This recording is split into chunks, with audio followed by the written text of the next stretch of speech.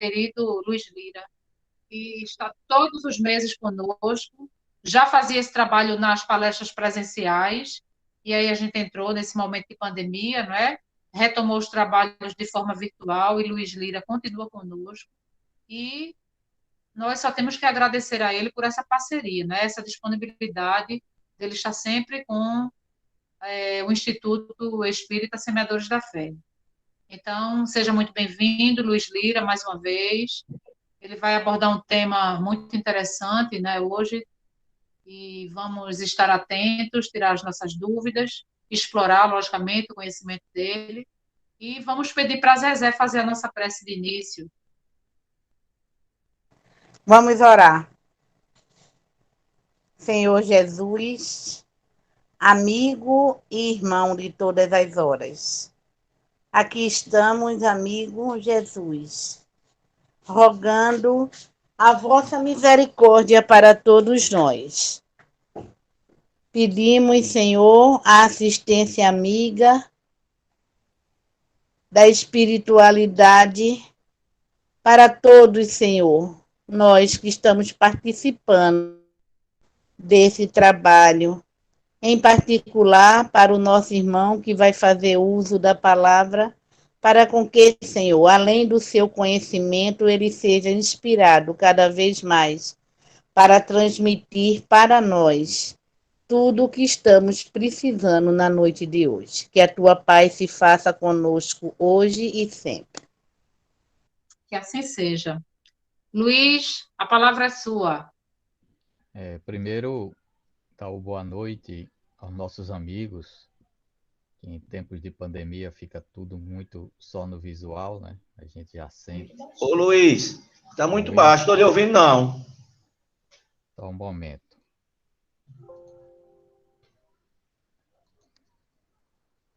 Boa noite. Estão ouvindo agora? Não. O pessoal aí tá ouvindo? O áudio tá baixo. Você tá ouvindo, né? Eu tô ouvindo. Eu acho que Tá eu baixo. tô ouvindo bem daqui. Para mim também tá Eu baixo. estou ouvindo bem também, viu? Tá baixo. Tá baixo? Não, ele tá falando baixo. Tá baixinho, mas eu tô dando pra ouvir. Bom. Vamos em frente, então. Agora. Vamos em frente. Eu vou botar aqui. Tá bom? Tá melhor? Ainda tá Tá muito melhor, baixo. aumentou. Muito baixo? Gente, eu tô ouvindo bem daqui. Eu acho que aumentem o som do computador, do celular de vocês. Mas não pode Porque ser, não. Pode ser, não. Sabe por quê? Porque só você está ouvindo bem. Todo o resto está ouvindo baixo. Não, outras pessoas disseram que estão ouvindo bem também. Ah, não. Tá, então, a Eu maioria estou ouvindo, viu? Eu tô ouvindo baixo também. Para evitar, vou mudar de fone. Tá certo? é melhor, Luiz. Tá. Eu tô ouvindo bem também.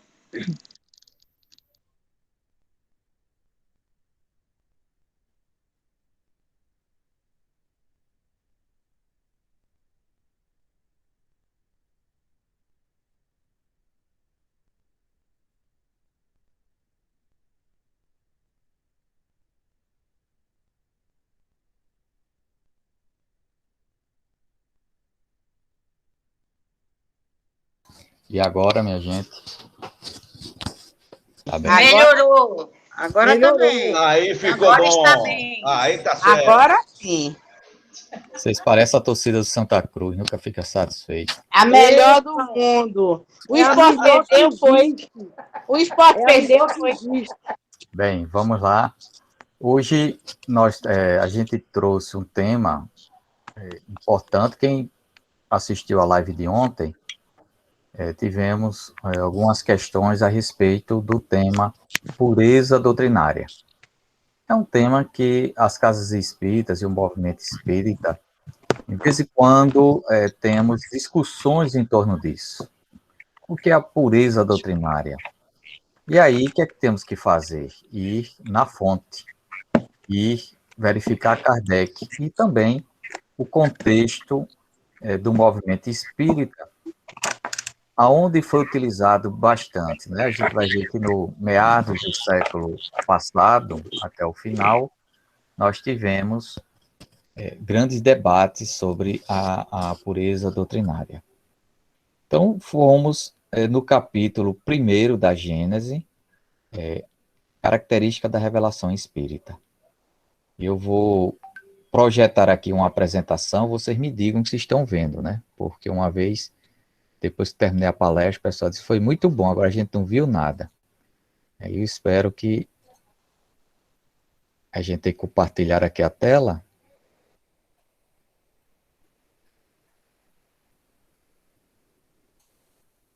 E vocês me digam que se está legal. Vou colocar aqui em tela inteira.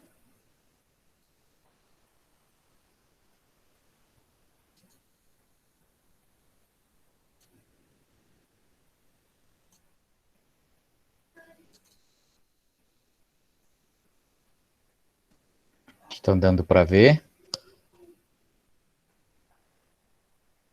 Eu estou. Sim, está mostrando aqui para mim também. Está bem grande aí na tela ou algo? Está bem visível. Legal. Tá, Ótimo. tá bem. Então vamos ver aqui o caráter da revelação espírita. Kardec inicia esse capítulo com 12 questões. O espiritismo pode ser considerado uma revelação? Neste caso, qual o seu caráter? Em que se funda a sua autenticidade? A quem e de que maneira ela foi feita? A doutrina espírita é uma revelação no sentido teológico da palavra ou, por outra, é, no seu todo, produto de um ensino oculto vindo do alto? Importante essa pergunta. É absoluto ou sustentável de modificações? Trazendo aos homens a verdade integral, a revelação não teria por efeito impedi-los de fazer uso das suas aptidões, pois que lhe pouparia o trabalho da investigação? Qual a autoridade do ensino dos espíritos? Eles não são infalíveis e superiores à humanidade? Aliás, se eles não são infalíveis e superiores à humanidade, qual a utilidade da moral que pregam, se essa moral não é diversa da do Cristo, já conhecida? Quais as verdades novas que eles nos trazem?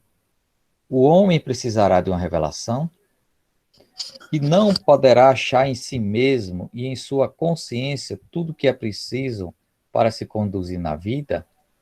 Você veja que Kardec, o amadurecimento de Kardec é interessante, porque eles colocam as objeções. Se fala que o Espiritismo é uma revelação, mas diz que a sua base é a ética cristã, é o cristianismo, aí se pergunta, por quê? Já temos o cristianismo. Por que é que os espíritos trouxeram de diferentes informações? Relacionamento com o mundo espiritual não é novidade. Deus, espírito, reencarnação, mediunidade, mundos habitados, não são novidades. Um pouco de exceção à evolução, né? Aí o que é que Kardec se propõe? Em 62 itens, ele vai discorrer sobre isso. Olha, esse capítulo é tão importante. Primeiro, ele foi publicado na Revista Espírita. Depois da Revista Espírita, com pequenas adaptações, ele publica na Gênese. E, em seguida, ele faz um livreto exclusivo com esse capítulo. Ele vira um livro pequeno, para que as pessoas tenham a noção da importância desse capítulo. Kardec, ao anunciar o termo revelação, e como sempre, ele diz o seguinte: o que é que significa essa revelação? Porque pode ser que estejamos falando de uma forma, no sentido, e as pessoas entendendo em outro. Aí vem, olha, revelação no sentido de revelare, que é um verbo em latim, significa sair de sob o véu, literalmente. Mas pode ser ajustado para descobrir, dar a conhecer algo desconhecido. Não é interessante? A gente começa a entender que o termo revelação que ele está falando aqui é descobrir, dar a conhecer algo desconhecido. Se assim o é, As verdades científicas também são revelações. Tanto as ciências físicas ou filosóficas são revelações. Isso já começa a mostrar que há uma identidade entre a ciência e o espiritismo. Especificamente, em relação à fé religiosa, Kardec fala que a revelação é relativa às coisas espirituais. O caráter essencial da revelação divina é o da eterna verdade. Toda revelação contaminada de erros ou sujeita a modificação não pode vir de Deus. Então ele estabelece 2 tipos de revelações, da ordem física e filosófica, da ordem religiosa. O que mais nós vamos ver? Na questão da revelação espírita, ele diz que, por sua natureza, a revelação espírita tem dupla função. Participa ao mesmo tempo da revelação divina e da revelação científica. Essa colocação de Kardec, na época dele e na época atual, ela é muito difícil de compreensão e avançada. Como algo pode ser uma revelação científica ao mesmo tempo divina? A gente cai naquela fé raciocinada, né? Que é uma coisa que no dia a dia uma anula a outra, ou é fé ou é raciocínio. Fé é uma questão de crença, e raciocínio é o quê? É o pensamento, é a lógica, a racionalidade. E como você pode ter uma crença que raciocina? Isso já dá outra palestra, né? Mas veja que importância isso aqui, ó. Revelação divina e revelação científica.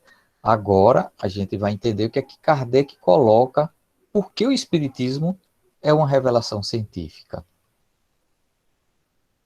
Ele coloca que a providência divina, ao identificar que aquele determinado mundo, que aquela determinada população precisa se desenvolver, o que é que ele faz?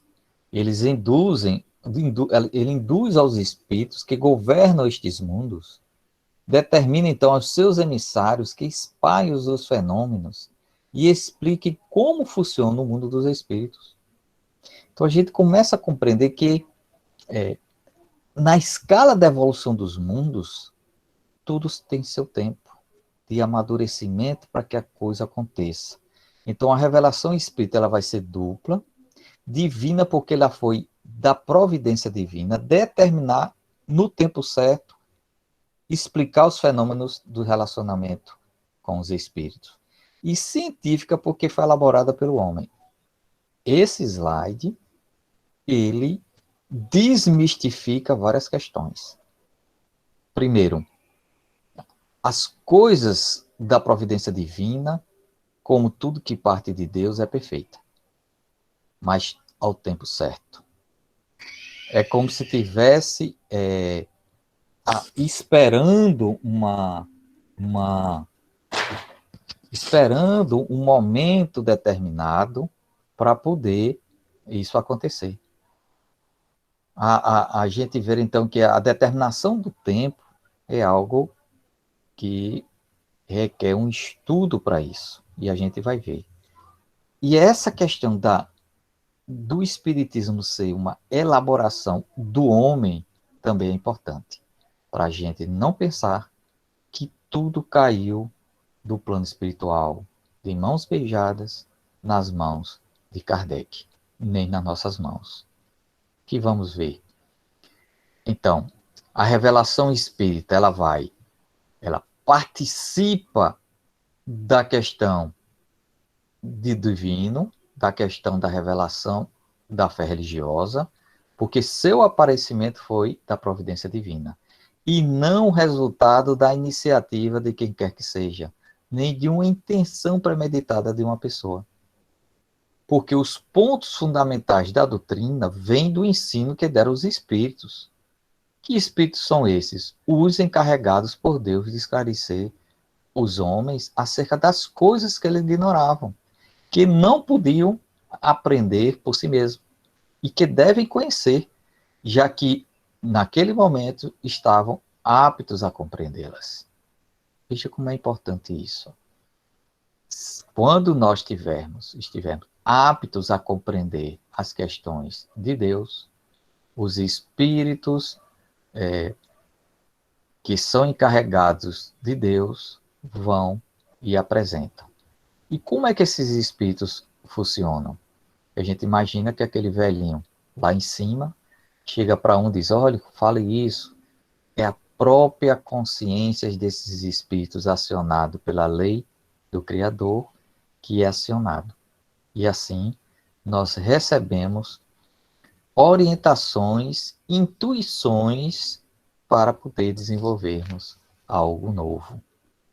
E por que o Espiritismo participa de uma revelação da ciência? No sentido de descobrir algo, mostrar algo que era desconhecido para ser conhecido. Por esse ensino, por quê? Por esse ensino não ser privilégio de indivíduo algum. Quando ele coloca não ser privilégio, é porque não tem alguém que recebeu de um determinado espírito uma grande revelação para fazer o mundo. Não. O Espiritismo não tinha privilégio de um indivíduo, mas que esses ensinos foram ministrados a todos no mesmo modo. Então, a semeadura é geral. O que mais? Por não serem os que o transmitem e os que o recebem seres passivos.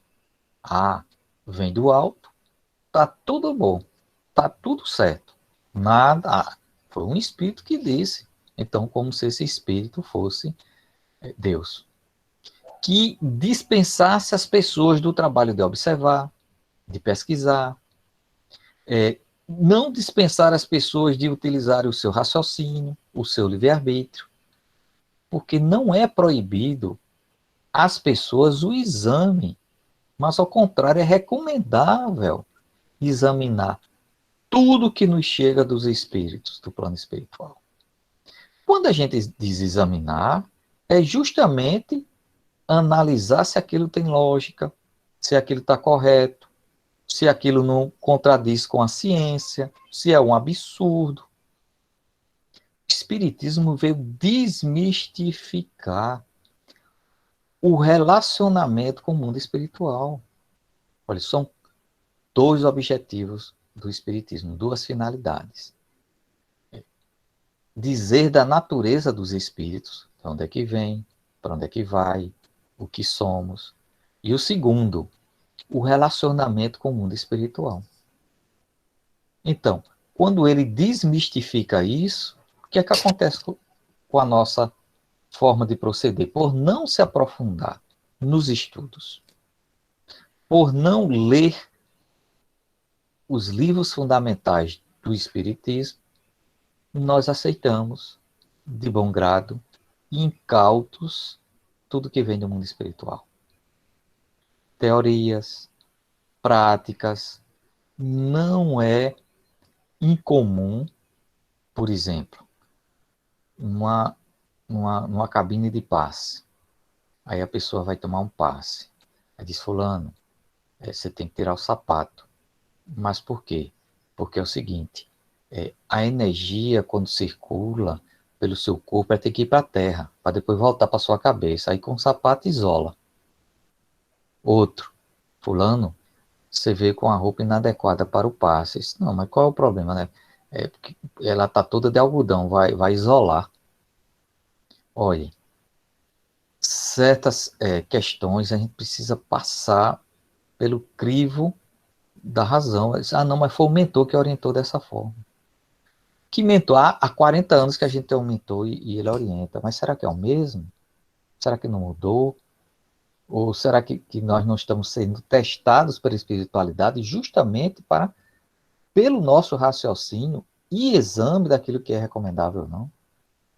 Aí vem mais, olha. A doutrina não foi ditada completa. Isso é interessante. A doutrina espírita não estava completa. Não está completa.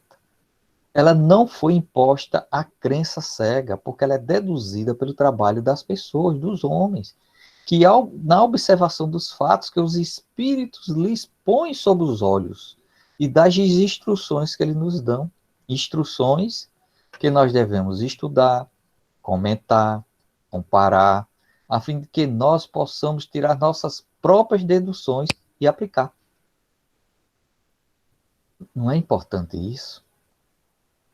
Que não veio nada completo, não foi ditada completa, e que exigiu das pessoas comentar, fazer análise, comparar com outras informações, e depois tirar as conclusões de si, e não com a conclusão do espírito.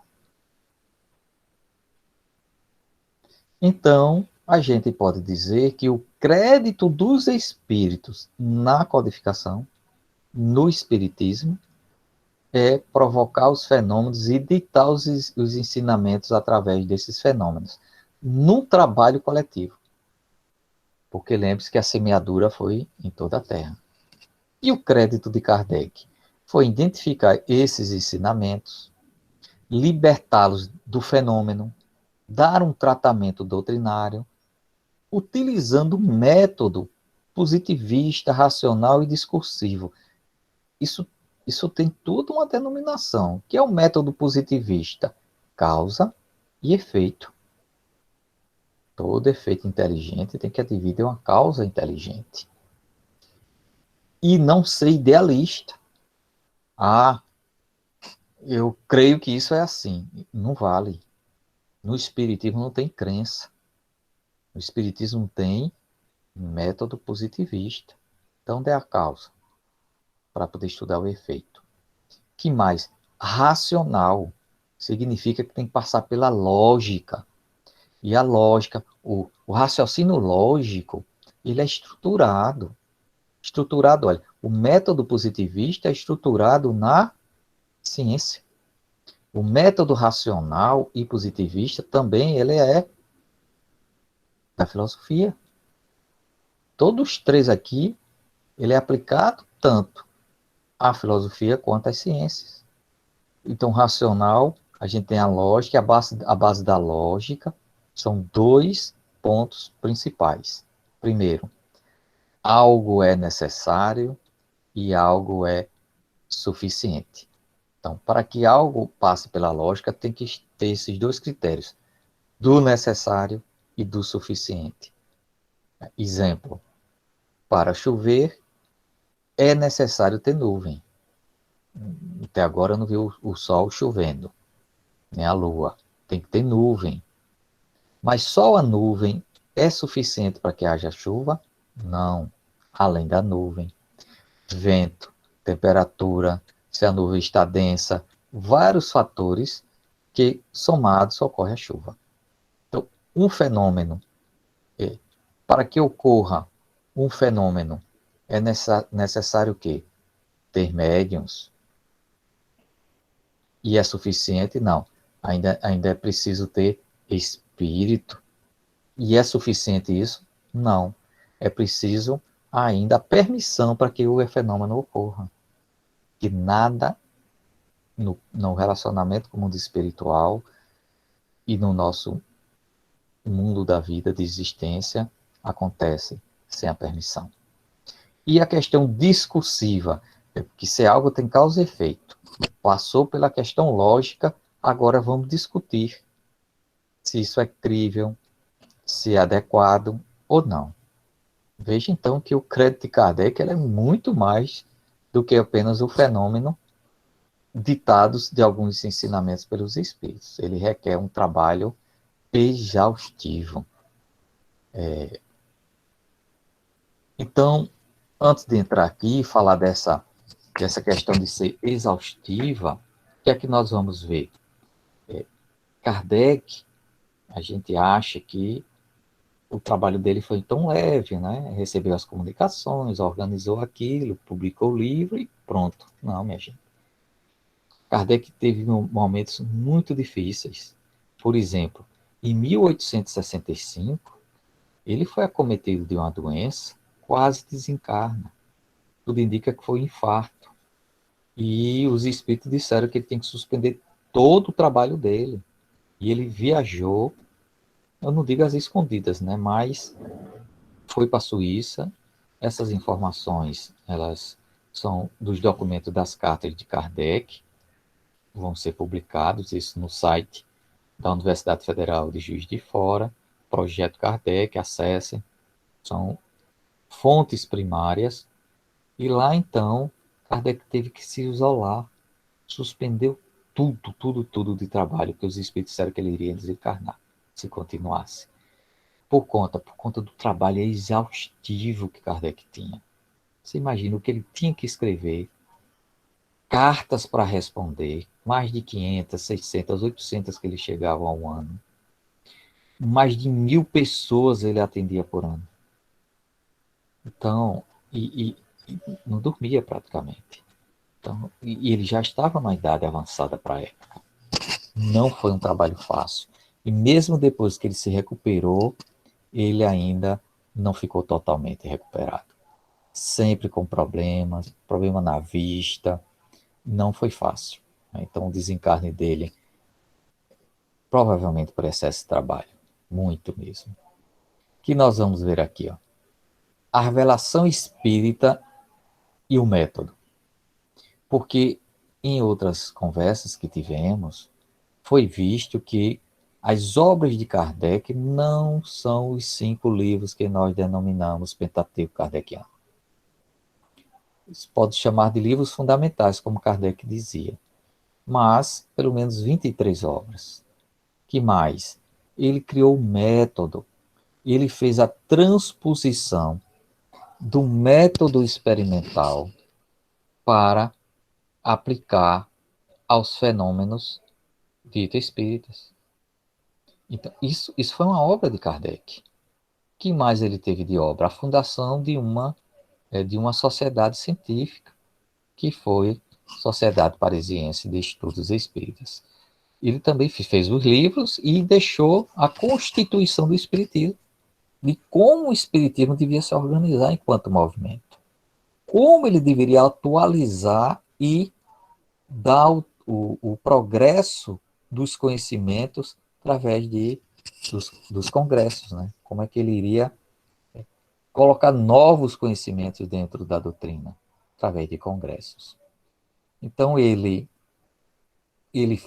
colocou como elaboração o espiritismo, ele procedeu da mesma forma das ciências positivas, seja as físicas, seja a filosofia, e aplicando o método experimental.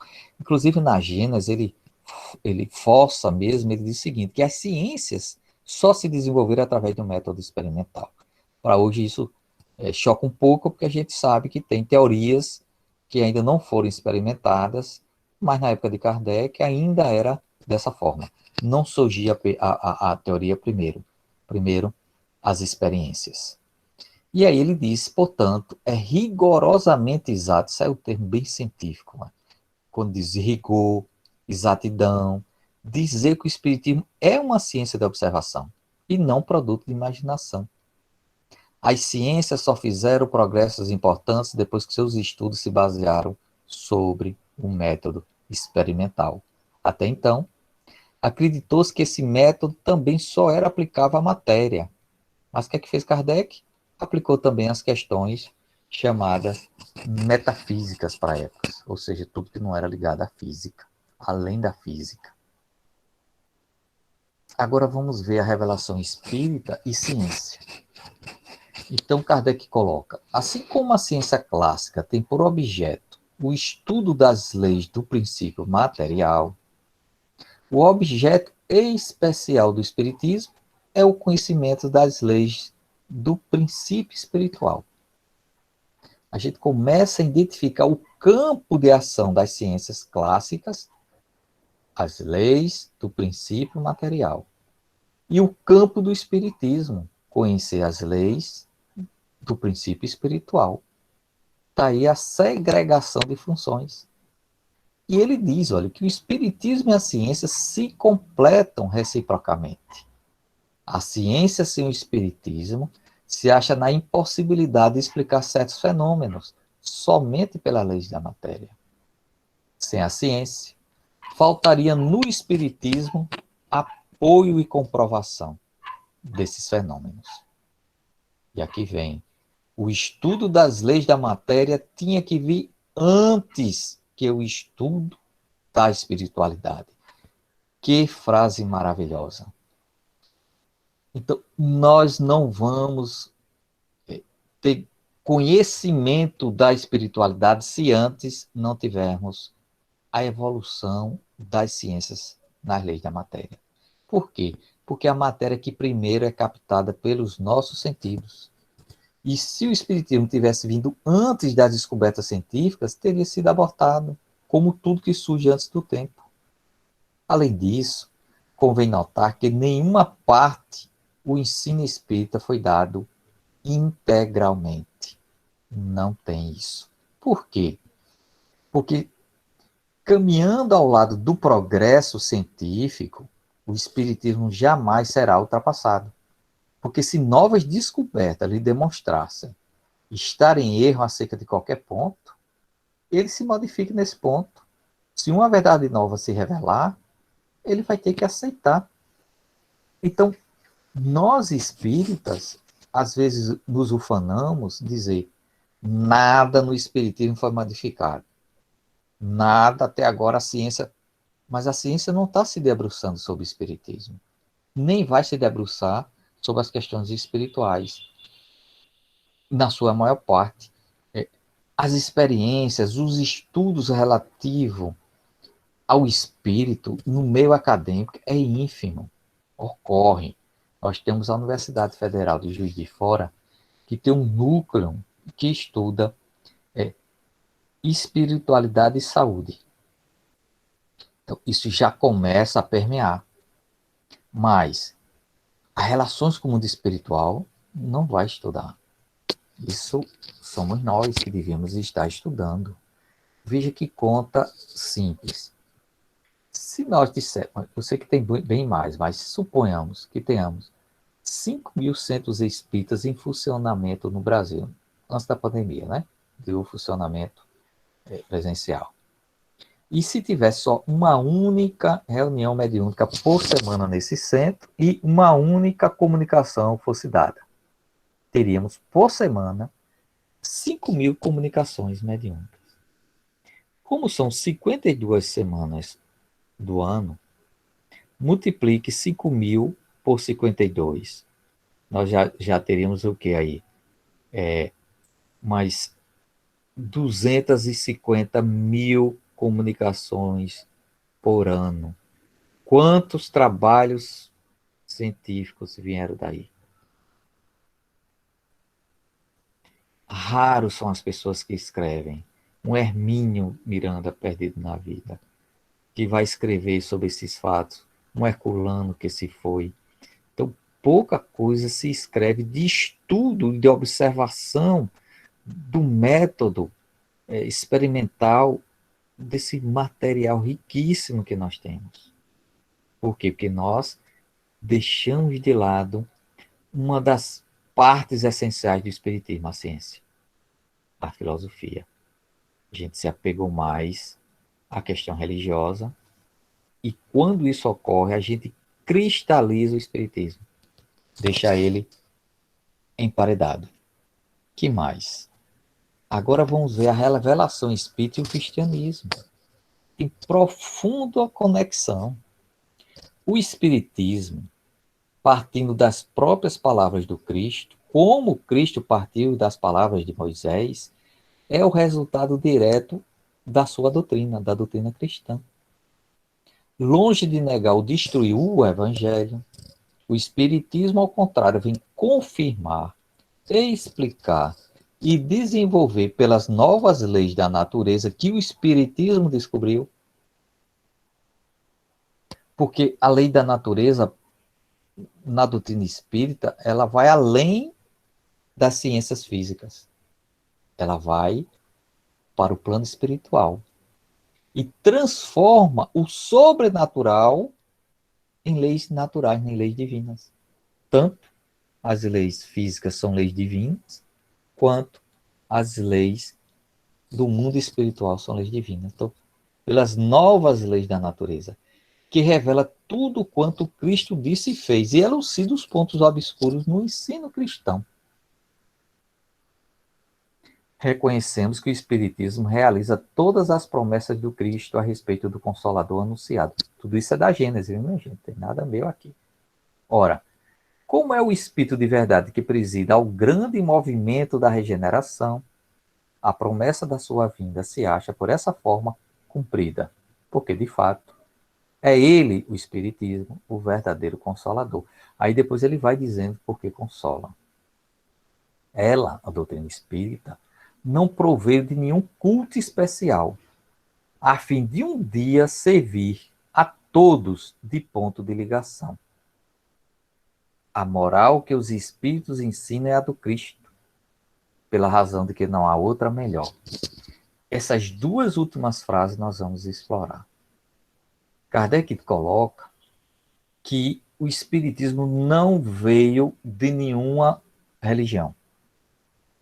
Quando ele foi formado por Kardec, na observação dos fenômenos, das informações que os espíritos trouxeram, ela não veio como uma religião.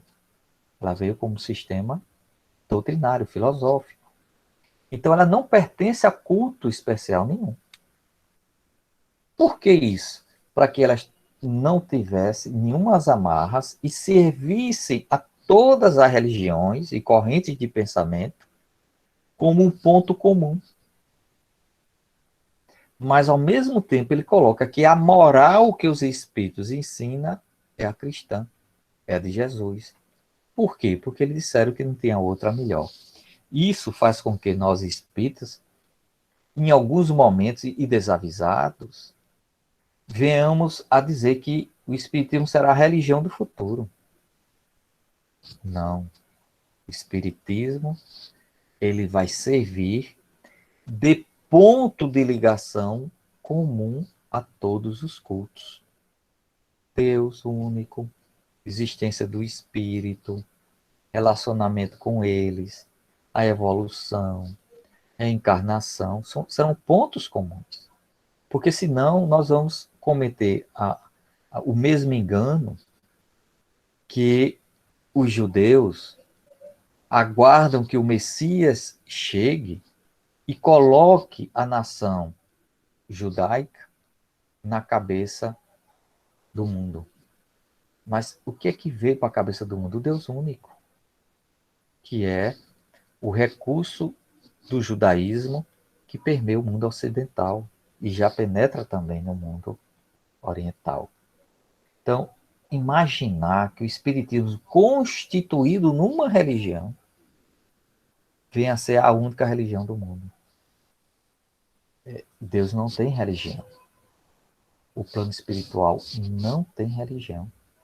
Ele tem leis divinas, no qual o espiritismo abre um espaço para conhecer mais profundamente essas leis. Então, ele é um mecanismo de conhecimento das leis divinas, do plano espiritual, porque no plano físico a ciência faz isso. Que mais? Ó? Então, a gente já começa a compreender o que é a revelação espírita e sua ligação com o cristianismo, porque é a moral de Jesus que o espiritismo coloca como ponto fundamental das relações humanas e com os espíritos. Quando digo humanas, é relativo também aos espíritos, porque vem aqui, olha, revelação espírita e os espíritos. Como os espíritos são simplesmente é o termo que Kardec usa, como os espíritos são simplesmente as almas dos homens, comunicando-nos com eles, não nos colocamos fora da humanidade, o que é uma circunstância capital a considerarmos. Ou seja, os espíritos não são deuses, são pessoas que nós nos comunicando com ele, nós estamos ainda dentro do campo da humanidade, com as suas virtudes e fraquezas. E Kardec coloca que isso aqui é fundamental. Circunstância capital a considerar significa ponto importantíssimo que a gente considere no relacionamento com os espíritos. E os espíritos dizem isso. Minha gente, nós estamos ao seu lado. Não nos veja como algo extemporâneo, sobrenatural. Somos amigos. Mas o que é que a gente faz? Mitifica os espíritos. Porque a gente começa a adentrar no campo de uma religião formal, com seus ritos, mitos, locais sagrados, espaços sagrados. A gente começa a transformar o espiritismo numa religião do livro. O que está ali escrito não pode mudar, não pode ter outra interpretação, além de que alguém disse para a gente o que era. Olha o que os espíritos dizem. Olha. Os espíritos não se manifestam para isentar o homem do estudo e das pesquisas, nem para lhe transmitir nenhuma ciência inteiramente pronta. Não vamos esperar dos espíritos instruções completas sobre algo. Eles vão indicar caminhos, eles vão dizer que por aí não vá, ele pode dizer que estude mais, leia mais, em vez de quando aparece alguma questão para se refletir. Não vem nada pronto, tem que depender do nosso trabalho. O que mais a gente vai ver aqui? Olha o que o professor Herculano Pires diz. É um livretozinho pequeno, mas profundamente, e é difícil de ler, Introdução à Filosofia Espírita. É um livrinho que uma hora se lê, mas para entender vão passar alguns meses. Ele diz que Kardec partiu da pesquisa científica usando o método. Daí originou a ciência espírita. Por que Kardec afirma que é uma ciência? Porque ele usou o método experimental, observou o fenômeno, ele criou hipóteses, testou estas hipóteses, aí viu com esse teste, aceitando a tese, que é a tese, a hipótese testada, passada pelo crivo do positivismo, do racionalismo e do discursivo. Aí ele incorporava nos livros fundamentais. E aquilo que ele estava em dúvida, colocava na Revista Espírita, em espaços de discussões. Que é a Revista Espírita? Espaço de discussões. Onde o campo positivo junto com o fenômeno. E o racional, depois que a comunicação vem, vamos ver qual é o conteúdo dela. Então ele diz, isso é ciência. Isso podemos chamar de ciência espírita. De forma estrito senso, de forma realmente que nós temos uma ciência espírita. Não a feição, de certa forma, das ciências físicas, química, física, da matemática, que tem toda uma metodologia. O que aconteceu no século XIX? A metodologia do estudo da matemática, da física e química, por consequência, que ficou muito atrelada à física, que é que vamos ver, começou a se utilizar na psicologia, nas ciências sociais. Isso criou um impacto, porque começou a matematização das nossas emoções. O quanto, o muito, as estatísticas para o fenômeno humano. Lógico que outras correntes de pensamento e filosófica se contrapôs a isso, principalmente o filósofo Russell, que lançou a filosofia fenomenológica do fenômeno, dizendo que alguns fenômenos não dava para estudar de forma matematizada. E ele era matemático. Ele falou, inclusive, o fenômeno, por exemplo, religioso, psicológico, tem coisas inatas na pessoa, não era uma questão cultural importante, não é? Agora vamos ver o que Herculano fala. Bem, como Kardec partiu da pesquisa científica, adaptando o método, criando a ciência espírita, ele desenvolveu em seguida, ele começou interpretando esses resultados. Então, a pesquisa científica é o método positivista, e a interpretação dos resultados da pesquisa, aquilo que veio de informações nesta pesquisa, com o raciocínio, aí resultou a filosofia espírita. E então, depois disto, é que ele tirou conclusões morais na concepção filosófica disto. que levam naturalmente à religião espírita. Então, a religião espírita não foi estabelecida. A ciência espírita ajustou-se com a adaptação de um método. Dos resultados e do estudo, resultou numa filosofia espírita. Agora, é natural que quando você tem um arcabouço filosófico, ele tenha consequência, tenha uma ética por trás disso. São as conclusões morais que veio das discussões. E aí, naturalmente, uma ética estabelecida, ela leva a uma religião. Por isso que ele coloca naturalmente. Não foi forçado.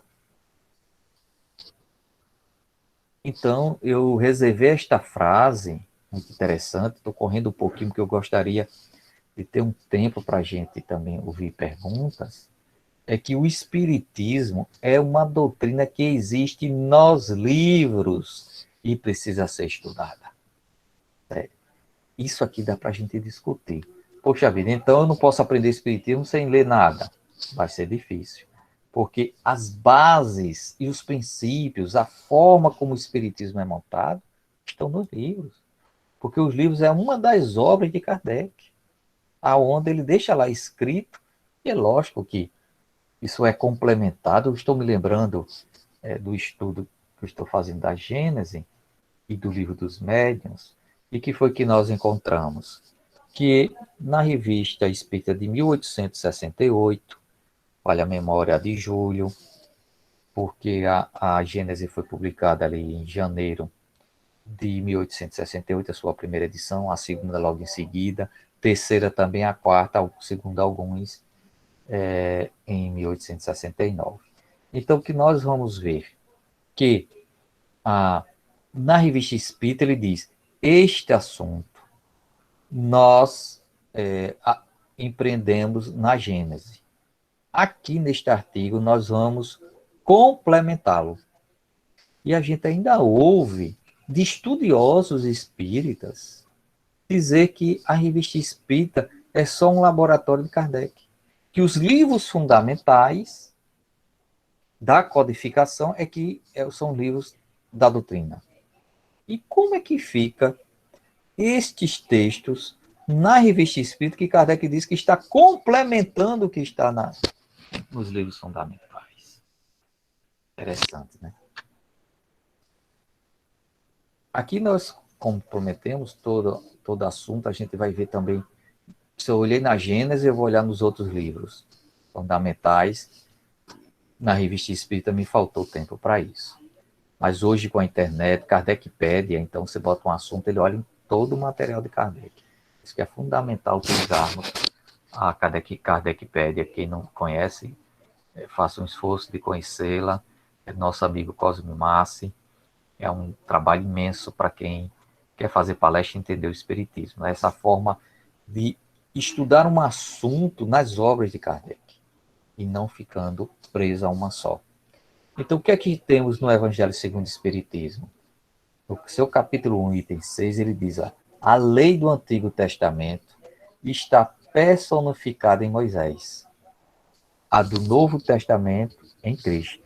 O Espiritismo é a terceira revelação da lei de Deus, mas não está personificada em ninguém, porque ele é o produto do ensinamento que foi dado, não por um homem, mas pelos Espíritos, que são as vozes do céu, em todas as partes da terra e por inumerável multidão de intermediários. Kardec gostava muito disso. Olha, o Espiritismo ele veio para o mundo todo. Eu fiz o Livro dos Espíritos, eu fiz a doutrina espírita. Quem quiser que faça também, não tem problema. O que é que vamos ver no céu e inferno? Estes recebem hoje uma revelação mais completa, dada pelos mesmos espíritos que já lhe deram revelação parcial em outro tempo. Porque desde então, vocês desenvolveram essa inteligência. Ele quer dizer que uma revelação mais completa apareceu, porque a humanidade se desenvolveu mais em inteligência. Por fim, Kardec diz, numa palavra, o que caracteriza a revelação espírita é o fato de sua origem ser de Deus e da iniciativa dos espíritos, sendo que A sua elaboração é fruto do trabalho do homem. Interessante. Não é? A origem é divina, iniciativa dos espíritos, mas o trabalho é nosso.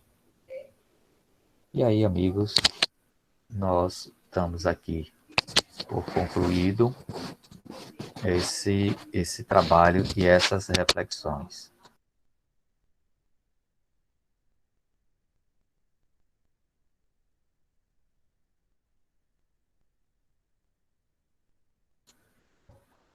Alô?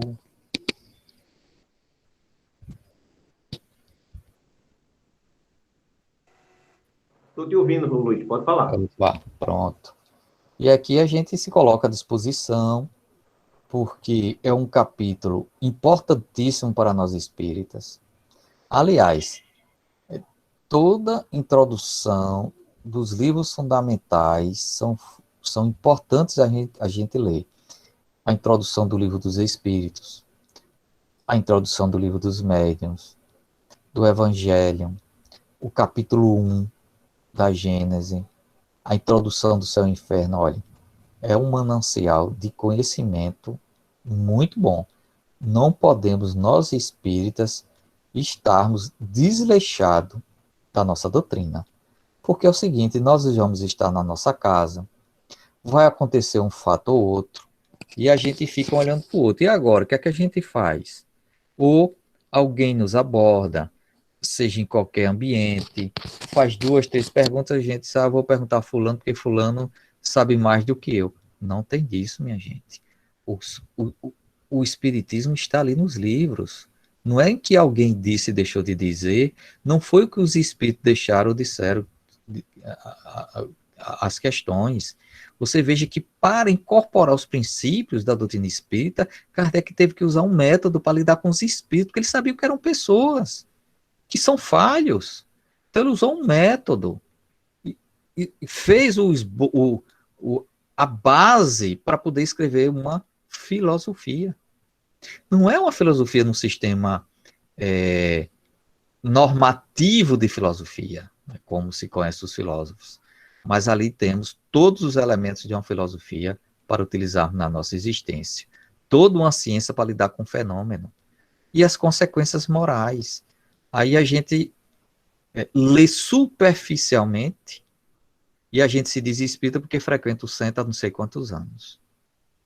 Isso é um pensamento arcaico religioso, que é por tempo. Não. Nós temos que aprender o espiritismo no plano físico. E a gente, mas quando desencarnar eu vou saber de tudo. Não sabe, não. No plano espiritual continuamos estudando espiritismo. A ciência do espírito, ela é muito profunda que a ciência mais próxima do divino. É isso, amigos. Luiz, faz aí uma explanação sobre aquela passagem que você falou sobre Emmanuel, que tinha dito que a maior caridade que nós podíamos fazer era fazer, propagar, divulgar a doutrina espírita. E exatamente para corroborar o que Herculano diz, aí você falou que ele diz que nós temos aqui, veja aí, explica aí direitinho aí. Eu queria dizer que a gente tem uma série de questões no espiritismo que é do senso comum. Os palestrantes vão repetindo, a gente repete, mas às vezes não é isso. Então esse tema, esse lema, né, a maior caridade que podemos fazer com o espiritismo é a sua divulgação. Então, lá na Associação Brasileira dos Divulgadores do Espiritismo, a gente ia usar como lema isso. E na AD também, aqui de Pernambuco. Aí alguém diz, aonde é que isso está? Aonde foi que Emmanuel falou sobre? Ninguém achou, mas não achou mesmo. Aí sim, achamos num livro, que me falha aqui a memória, aonde Emmanuel diz o seguinte, isso, é caridade. Mas também há um outro tipo de caridade, que é em si a divulgação da doutrina espírita, dos princípios espíritas. Aí alguém leu e começou a repetir que a maior caridade que podia fazer é a sua divulgação. não está errado, mas a palavra não é essa. E tem outras palavras, por exemplo, aquela frase que está no túmulo de Kardec, nascer, crescer, não é de Kardec?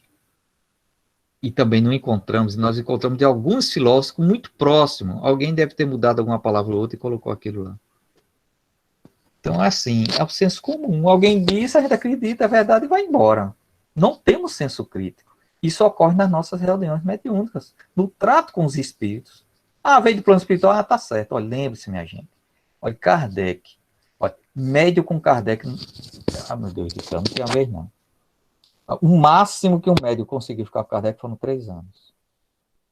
Não aguentava. O que é que ocorria? Porque Kardec, médio para ele é uma letra e ponto.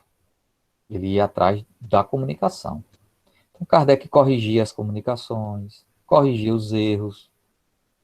Ah, mas o médico escreveu, ele corrigia o francês, a gramática. Ele cortava texto, ele dizia, não, isso aqui não... Aí submetia o espírito defendia, ele mesmo assim não aceitava. É lógico que ele consultava os espíritos da equipe. Ele tinha muito relacionamento com o Espírito São Luís, com Erasto. Quando a gente lê a revista espírita, vai desmistificando Kardec e essa história de relacionamento com o plano espiritual da forma que a gente faz. O que vem, a gente aceita. Isso tem que parar, minha gente. O que vem, a gente raciocina, discute e verifica se isso é prudente. E agora a gente tem a doutrina espírita para poder ser o nosso lastro de discussão. Então, o termo pureza doutrinária, que a gente vinha falando, e que ontem não ficou bem explícito, quando eu falei que pureza doutrinária nós estamos falando. Na época que Herculano falava, era em relação às mistificações que estavam entrando no Espiritismo. Então, a pureza doutrinária é, veja Kardec. Agora não, que a gente superou essas questões de misticismo, agora a gente está confrontando Kardec com ele mesmo. Então, nós estamos confrontando as edições dos livros, confrontando a revista espírita com as obras fundamentais, o método que Kardec utilizou, os médiuns que trabalharam com Kardec. Você veja a coisa lúdica que passaram para a gente.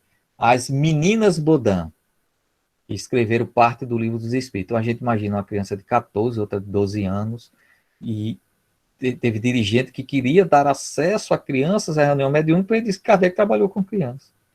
E no estudo que foi feito agora, descobriu as certidões de nascimento dessas jovens que eram adultas na época de Kardec. Tinha 32 anos. Não era nenhuma jovem, não. Para a época já era a idade avançada. Então, por quê? Porque não houve uma pesquisa. Alguém disse que era, a gente aceitou. Não era assim, não, minha gente. Então, a biografia de Kardec está sendo reescrita. E a gente vai se surpreender com um homem que realmente deu tudo para o espiritismo. Ele abriu mão de todo o seu conforto, ele abriu mão, ele colocou em risco toda a sua reputação de pedagogo, de escritor, de inventor, que agora descobrimos. Jogou fora isso porque ele acreditava que ali o espiritismo era a chave da felicidade humana. O trato com os espíritos. E não era charlatanismo. E ele viu leis que regulavam isso. Isso é interessante. Então, ele cresce demais. Kardec não ficou sentado esperando as coisas chegarem dos espíritos, não. Isso no início. Ele trabalhou muito para nós. Então, a gente tem que superar essa questão que alguém disse e disse está certo. Nem aqui que eu estou dizendo a vocês, vamos atrás de comprovação. Não há problema algum. Os espíritos não vão se incomodar se a gente questioná-lo. Quem se incomoda são espíritos que não são do plano superiores. São do nosso plano. Iguais a nós, inclusive com menos conhecimento que nós. Porque nós temos a doutrina espírita e lendo ela serve para o plano físico e plano espiritual, aonde estivermos.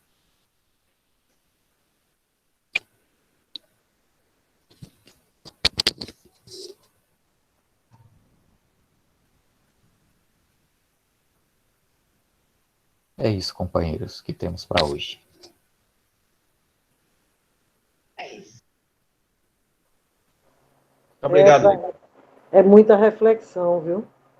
Chega, ficou. Caramba, Luiz. É muita reflexão, cara. O problema é que a nossa é natural, e tudo isso é natural. Não é nenhum escândalo, nem nada, erro, nada, nada, nada. Isso são nossos arcaísmos, a nossa história de espírito. Quais são as religiões que nós nos adentramos nas vidas passadas? Quais são as nossas práticas? Muito de nós com feitiçarias, muito de nós no catolicismo, muito de nós em outras denominações. E quando, nesta encarnação, nos adentramos no espiritismo, a gente carrega um pouco disto. Não é raro a gente ver na casa espírita, essa casa espírita não tem música, não tem hino, e não tem imagem de Jesus. Aí queriam botar a imagem de Jesus, aí já começa, aí bota uma mesinha perto, já bota uma aguinha, outro chega, bota uma flor, tá acende uma vela, e por aí vai. Daqui a pouco tá um negocinho lá, que a gente passa, se ajoelha, porque senão, que é que a gente está criando, minha gente. Não foi para isso que o Espiritismo veio, né? É muito mais profundo do que isso. Isso são símbolos, ritos, que serviam para poder fazer com que a gente se sintonizasse com o Criador. Não precisa mais disso. Como é que a gente se sintoniza com o Criador? A gente se liga à nossa consciência, em pensamento. Então é algo que a gente tem que utilizar dos conhecimentos espíritas para a gente se espiritualizar, nos entender como espírito mesmo. Aí que coisas. Desde quando você é espírita? Isso a gente pergunta um ao outro, né? Desde quando você é espírita? Eu comecei ontem. Foi ontem, aí a gente já se acha que sabe mais espiritismo que o outro. Mas vem cá. E o que é o espiritismo na ciência do espírito? E se essa pessoa há milênios vem se dedicando à ciência do espírito? Ele começou agora? Não. Isso não é uma pergunta que se faz. O que é que se faz? É o que é que a gente está fazendo com os conhecimentos espíritas? Essa sim. O que é que eu estou fazendo com eles? Não é tempo. Tempo e espiritismo não diz nada. Não é conhecimento, consciência, que diz tudo. Porque a gente não sabe o processo evolutivo das pessoas. E as novas gerações que estão chegando. As novas gerações, a gente sabe, estão chegando muito mais aparelhadas do que nós em relação à ciência do espírito. O formalismo é um detalhe. Então a gente tem que estar bem alerta. Por exemplo, a gente diz, até amanhã, até para a semana, para a próxima reunião. Não é, Zezé? Não, minha gente. Daqui a pouco a gente está reunido no plano espiritual. Tu vai alegar comigo, é? É, que você não mostra a cara, aí eu sou assim. Então, e de noite a gente faz o quê? Você acha que a gente não estamos conversando e aí a gente se admira porque inverte os papéis? Né? Os papéis se invertem. A gente, uma casa espírita, a gente sabe se ela está bem integrada quando as pessoas passam a sonhar umas com as outras, em trabalho, em conversa. A gente conhece o aspecto do perispírito, do corpo espiritual do outro, onde somos verdadeiros. No plano espiritual não tem como mentir. E quando nós estamos encarnados, temos essas percepções também, então temos que ser verdadeiros. Não precisa ser eu sou verdadeiro, bateu aqui, eu pá. Não precisa ser a chibata do mundo. Ser verdadeiro é a gente reconhecer que temos as nossas falhas, que o outro tem as falhas, que a gente tem que se compreender. Não vou ficar com a cara troncha um dia ou outro, mas depois vamos ter que nos compreender. Eu só me lembro de Chico, quando o chefe, porque Chico trabalhava como escriturário numa fazenda modelo do Ministério da Agricultura, e seu chefe era um engenheiro, né, engenheiro agrônomo, juveniano, e participava do Centro Espírita, Chico, ele e Arnaldo Rocha, um grande amigo de Chico. E então estava lá o Arnaldo discutindo com o Joviano, uma confusão danada, tá numa parede do centro. Aí alguém disse, Chico, numa casa espírita, Chico, veja, só falta se apegar. Aí o Chico, que bom, porque em vidas passadas, um matava o outro, agora só estão discutindo como evoluíram. Então você acha que a gente está à toa na casa espírita? Não, compromisso de um com o outro, de de, dentro da proposta cristã, a gente entrar em sintonia. Vê que coisa boa? E antes a gente estava mandando mandiga um para o outro, né, Zezé? Luiz, me esquece, vice. Oxe, que obsessor. Tu é obsessor. Ô Luiz, eu acho tão. Você já tinha dito essa frase que você falou aí agora. O que é que a gente está fazendo com o que a gente já conhece? Você já tinha dito em outras ocasiões, e isso me pega de jeito, viu? Pega Porque todo é muito mundo. forte, Luiz. É muito forte. E isso é bom, porque, lembre-se, olha, 1 minuto na nossa existência física, quando a gente encara as nossas deficiências e diz, rapaz, esse negócio não pode ser assim, não. Eu tenho que mudar. Não precisa ninguém dizer a nós o que é que a gente precisa mudar. Já sabe. Mas a gente pode dizer, nessa existência tem jeito, então, esperar para outra. A outra pode ser muito difícil mudar. A gente tem que aproveitar que nós estamos num país com seus graves problemas, mas infinitamente menor que muitos aí. Não tem grandes revoluções no nosso solo, o clima ameno. Temos um país com grandes recursos, celeiro de alimento para o mundo, onde ainda podemos pensar livremente, podemos escolher aquilo que queremos em termos de doutrina, de religião, assegurado por lei. Nós podemos ter o espiritismo com um manancial de médios trazendo informações, os espíritos conversando com a gente abertamente. Minha gente, é um privilégio. E a gente não aproveitar essa existência para fazer pequenos ajustes. Não é grande coisa não, são pequenos ajustes. A gente já enxerga que nos melhoramos em alguns pontos. A gente já consegue enxergar que errou. Isso é um avanço. Agora é errar menos. E é possível. Vamos aproveitar.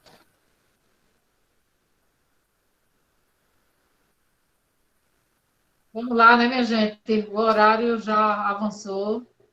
Claro que Luiz tem aí conhecimento e bagagem para conversar com a gente a noite todinha. E não faltariam dúvidas e nem perguntas, né? São muitas informações, foram muitas informações deixadas aqui, e acreditamos que isso seja um sinalizador, nos chamando a atenção do quanto nós precisamos realmente estudar, né? A doutrina é riquíssima, então a gente precisa, de fato, estudar. Mas, sem mais delongas, agradecemos mais uma vez, Luiz, por você estar aqui conosco. Até o próximo mês, né, o nosso próximo encontro. E pedimos para que o nosso irmão Jonatas Júnior faça a nossa prece de encerramento.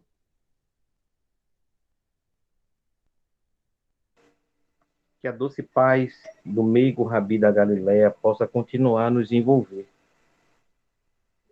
Jesus, Divino Mestre, gratidão, Senhor. Gratidão por mais essa oportunidade que o Senhor nos concedeu. Permite, Senhor, que os bons espíritos, nossos guias e protetores, nossos anjos guardiões, possam continuar a nos trazer as informações que precisamos para nos habilitar como espíritos viajores imortais rumo à luz. Muito obrigado, Senhor Jesus, abençoa nosso querido amigo e irmão que se predispôs a vir dialogar conosco, trazer mais conhecimentos, já que o Espírito de Verdade nos pede que nos abastecermos, para nos abastecermos de instrução e de muito amor. Muito obrigado, Senhor Jesus, por mais essa oportunidade. Muito obrigado. Que assim seja. Obrigada, pessoal, pela participação de todos. Sintam-se todos abraçados. Boa noite. Boa noite. Boa noite. Boa noite. Tchau. Boa noite.